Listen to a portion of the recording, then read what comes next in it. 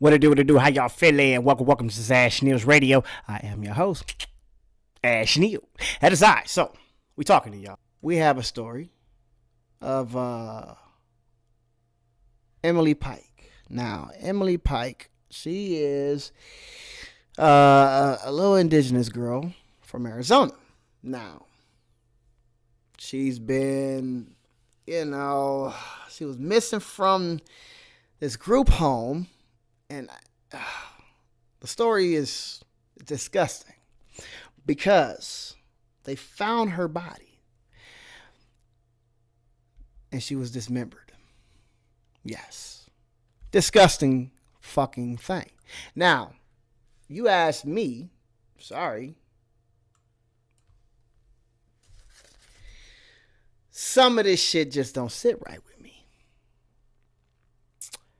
You got the Native American reservation that has been on high alerts because of so many missing indigenous little girls. So yes. And as the investigation into the murder of 14-year-old Emily Pike continues, we're uncovering more about the Mesa group home where she was living before she was killed. Good evening, and thanks so much for joining us. For 12 News at 10, I'm Kariba Devine. I'm Mark Curtis. Thanks for joining us. Emily Pike went missing from the home in late January. And tonight, we're learning another teen from that same group home has been missing now for nearly a year. 12 News journalist Bianca Bono is joining us live from the newsroom to explain. Bianca? Well, shortly after Pike's remains were found, we learned from Mesa police that they had taken 30 missing persons reports stemming from that same group home over the past 3 years. So we asked if any of those cases remain open today, and we learned that one does. According to the Mesa Police Department, another teenage girl is missing from the same group home where Emily Pike was living before she was murdered and has been missing for close to a year. Emily Pike was last seen in January in the area of McKellips Road and Mesa Drive after leaving the group home. And on Valentine's Day, the 14-year-old girl's remains were discovered in trash bags an hour and a half away in a remote area near Globe. After Pike's horrific death, Mesa police confirmed over the past 3 years, they've taken 30 missing persons reports involving residents of that same group home. And 30 cases of missing girls over the course of some years. Nah. Why are they missing? Why are so many girls running? We're going to go with y'all there.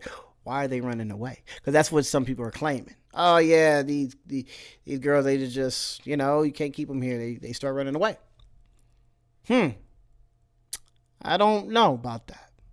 one of those residents remains missing to this day. 17-year-old Veronica Cruz was last seen on May 18th last year around 4:55 p.m. Reported missing by group home staff. Her photo and information featured on the National Center for Missing and Exploited Children's website. But despite that, when 12 News reached the group home's CEO for comment about Cruz's whereabouts, she said she believes Cruz is safe, though she does not know who Cruz is with or where she is. She added that Cruz turns 18 next month. When 12 News followed up with Mesa Police, asking about the CEO's statement, a police spokesperson said an investigator needs to physically see that Cruz is okay before changing any case status. And due to her age, which is still 17, she would have to be taken to her guardian and not just released. Now, what do you mean you think she's safe? Oh, she gone. She ain't here. But I think she's safe. What? Huh? You know where she at? Because there's a lot of shit going on. I'm sorry. Decolonization is real. I don't believe you. Sorry. Just like the case with the twins. I don't believe none of y'all. Tell me what happened to this girl. Her body was dismembered. The other one, Emily Pike's body was dismembered. You think this young girl is safe? Is there something going on? 30 cases in the same fucking group home? What's going on? What's the name of the group home? Are they going to say it? They're going to give us the name of the group home? Come on now. Mesa Police encourages anyone with information about her whereabouts to call them and let them know. And I did follow up with the group home CEO asking if any efforts are being made to get Cruz back into the care of either the home or a guardian. She has not responded to that question. Yeah, I don't trust him. Nope, nah. What's the group home? They said Mesa Group Home. Like, what the hell you mean Mesa Group Home? That ain't no name. We need a name. Hold on, let's try to figure this out, because you know the internet is going to tell on you. So let's try to figure it out together. Let's see. Emily Pike's group home. Let's see, where is it at? Emily Pike's group home. Nobody gonna tell us.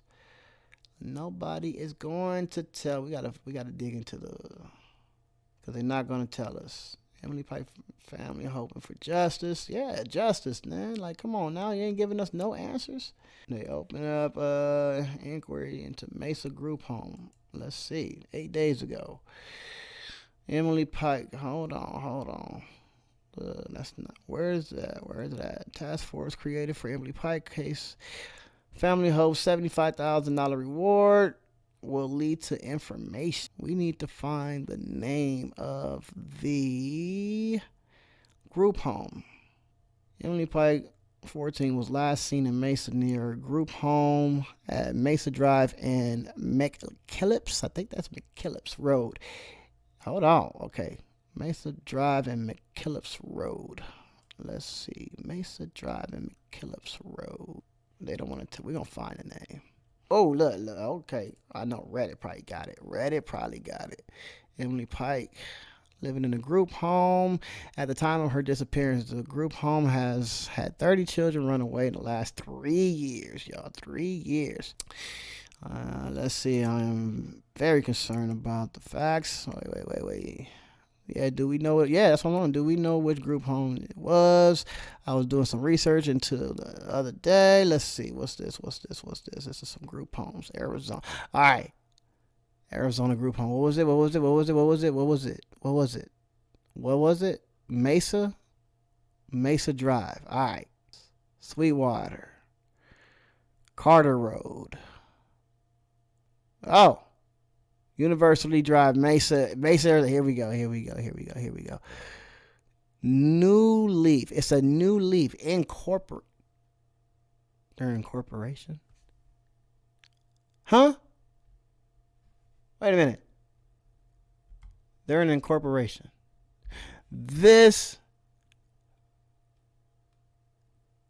Huh. Wait a minute. Am I tripping? Is there? Wait a minute.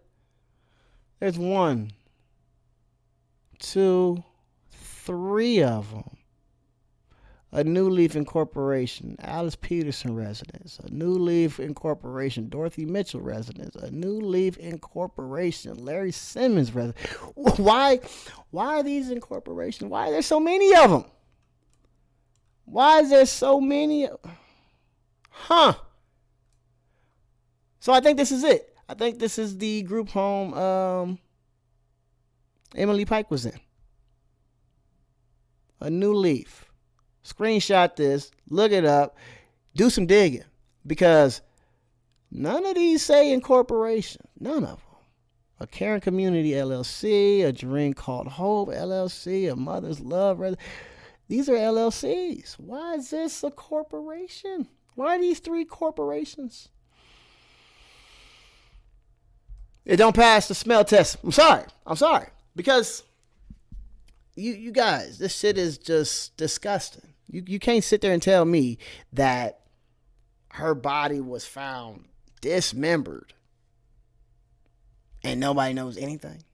No. You got these fucking group homes that are corporations. Sorry. I'm sorry.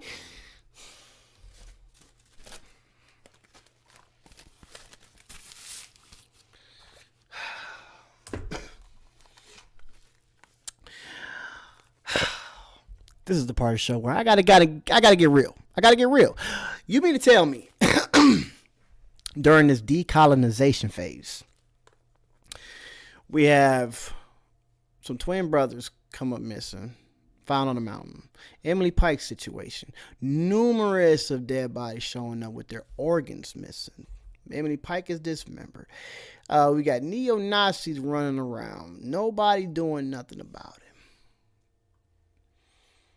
And these kids, these indigenous kids, mind you,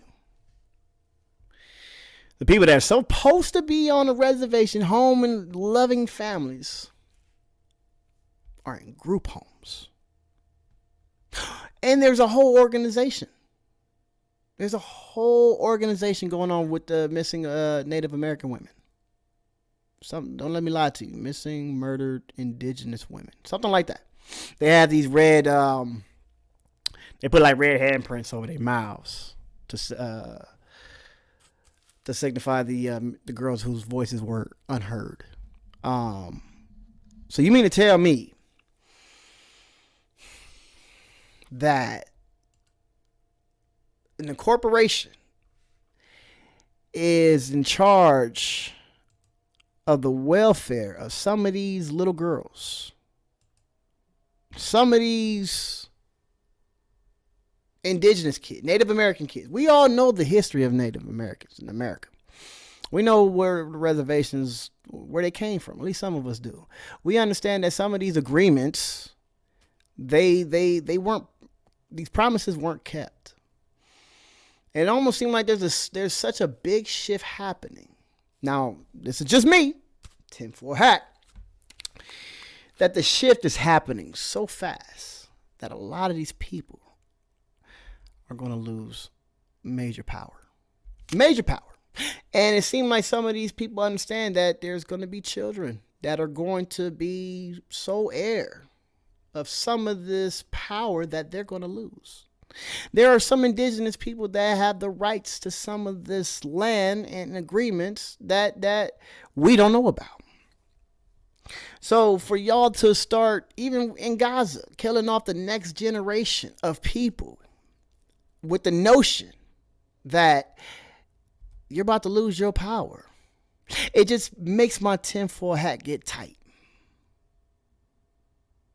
It does. I don't think these are coincidences. I think these are organized crimes. Allegedly. Gotta say allegedly. I think there's an organization out there that is a part of a colonial project that want to keep control, at least for their kids, of said power, and they will kill for it. They will pillage for it. They will do whatever they can for it. And these Native Americans, man, they go through so much. Just like black folks, just like Hispanics. Hell, poor whites too. But there isn't no poor white that can fucking go to school, graduate, go through all of that. In their mind, they're respecting their heritage. They want to bring whatever, a crucifix, a Bible, whatever, their Christian heritage, whatever it is. This is white people. This is what they want to do to graduate. Nobody stops them. But let a Native American want to put whatever, some kind of feathers on their hat or beads or something when they graduate. Oh, there's a problem. There's a major problem. They don't like it. They don't want to see it. They don't give a fuck about it. Even black folks. Black folks go up there. They want to, do a dance. Oh, that dance. Oh, since you dance, yeah, you can't graduate no more. Give me your diploma. What? There's a shift happening. And they're trying to flex whatever power they have left. I have a friend. Shout out to the homie, to the homegirl, Deb. Love you, Deb. This is for you. She gave me some information. She's the one that told me about the Emily Pike situation. And she told me that her grandson, he's a Native American little boy. And they trying to railroad him. Won't allow him to wear his graduation beads and feathers. This is a real life issue that's going on.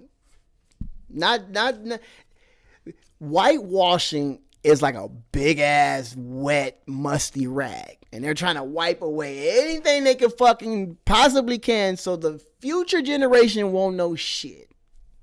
They won't know that there was Native Americans here. They won't know that there were black pilots that flew in some key fucking wars and shit. They're trying to they're getting rid of black pilots' pictures in the Pentagon. They are really trying because they know what's happening. So yes, my homegirl Debbie, yeah, she told me that her grandson, it's almost like they're trying to attack him because they know what he's getting ready to receive. The power that he has as an indigenous person. You can't tell me that these missing Native American girls are just a coincidence. Nope. It's too many of them. Way too many. It seemed like when it's time for these agreements to expire or they have to pay up, they don't want to have to pay too many people. Let's kill off as many motherfucking black folks, Hispanics, Native Americans, Palestinians, Africans that we possibly can before we have to make that payment. Because they know it's happening. Reparations. From the fucking Belfort Agreement that expired when? 2018? Mind you, the Belfort Agreement was drafted in 1917. What happened 50 years after that? 1948. That's when the motherfuckers thought it was clear. On paper, nobody's representing the Palestinians. It's a free-for-all. Go ahead. Great Britain didn't keep their promise to the Palestinians during the when the Belfort Agreement was drafted. So it's like, who's looking? Who's looking? What happened 50 years after that? 2017, 2018. Trump moves the embassy to Jerusalem. Just like moving away more Palestinians and furthering their, moving them back further. Stealing more Palestinian land by putting the U.S. embassy in Jerusalem. Like, this is what happened when these agreements expire. It's like there's a free-for-all. And people can do whatever the fuck they want because nobody is representing these people. So be careful. You got the Treaty of Guadalupe. The Treaty of Guadalupe states clear as day that America promised to do X. What is X? America promised to protect the Mexicans that are still here in these Mexican territories. That is in America. They are to be protected in America. That was one of the clauses in this fucking the Treaty of Guadalupe. America didn't keep their promise. No. They stole land and did all type of other shit that is causing the agreement to fracture. Seriously. Like, people don't understand. If you can, I would even say that the Republicans are part of it too. It's the left and the right, both of them. Like, the Republicans probably know that there's a treaty that's supposed to protect the Hispanics here in America. But when they want to like frame it, they don't want to tell us like, oh yeah, this is a little community that back in 19 whatever, 17 whatever, we agreed to do X. They don't want to. But we can sit back and be like, oh, well, what the hell is the sanctuary cities and why do they exist and why do all the California names sound Mexican? All the cities in California sound Mexican, street names and all. They're honoring the treaty. America's honoring the treaty by allowing sanctuary cities to thrive, letting them sit in the United States where they won the American-Mexican War, but all they asked was to protect some citizens, and I think that's what they're doing with these sanctuary cities. But they want us to think, oh no, Democrats has got these Mexicans here taking up all your resources. No, sorry, don't work. It don't work. So yes, you got a lot of these treaties. that are coming to an end. And I'm sorry, you're going to have to make that payment to everybody. Look at Great Britain. Great Britain already was told that they got to make that payment to Barbados. The Prime Minister of Barbados said straight up, I want my money. Simple as that. And Barbados is like, they have a fucking figure in the trillions. They made it make sense. They're like, nah, listen, this is for all the, atrocities caused by your country. This is shit that you owe us for stealing our resources and free labor. You owe us. And they made the case. And the case made so much sense that the government of Britain, they thinking about it. They get it. They know that some of these contracts are getting ready to expire. You got the Asiento contract that people don't even want to talk about. The Asiento de Negro contract, I'm not going to get too deep into it, but yes, it was drafted mainly for labor in order for the French-English conflict to keep the French and English folks from fighting over crops. Yes, they couldn't work in some of these conditions, so they drafted this contract to get a whole bunch of labor from Africa in order to keep the process going. Well, these motherfucking African workers, they actually came out as conflict resolutionaries. They actually kept the crops going. Even in France, they loved them so much, they made them fucking citizens, gave them citizenships of France and all type of shit, right? It was so beautiful. These motherfuckers, workers were so good that, the English decided to buy up a whole bunch of these contracts. Yes, gang of them. Now, I'm not gonna get too deep into the Asiento de Negro contract, but just to let you know this. There was a company in the Netherlands. It was a trade company. They specialized in the transatlantic slave trade. Well, after getting up so many of these contracts and bringing black folks to this new land, America, fighting these Native Americans, they couldn't succeed in the mission that they were trying to accomplish. And that mission was take over America. They got their workers, they got the material, they ready to take over. And what ended up happening? Native Americans said no. So the contract for said labor shot up. The contract, I think it was about 1 cent per slave. And after the conflict with the Native Americans, it shot up to about 9 cents per slave.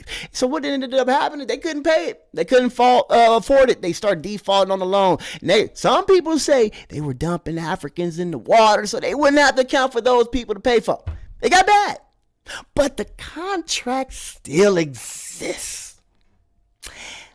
And that payment is due. So yes, decolonization is in full effect. So when the numbers come our way, make it make sense. Because we know that you fear that the change is near.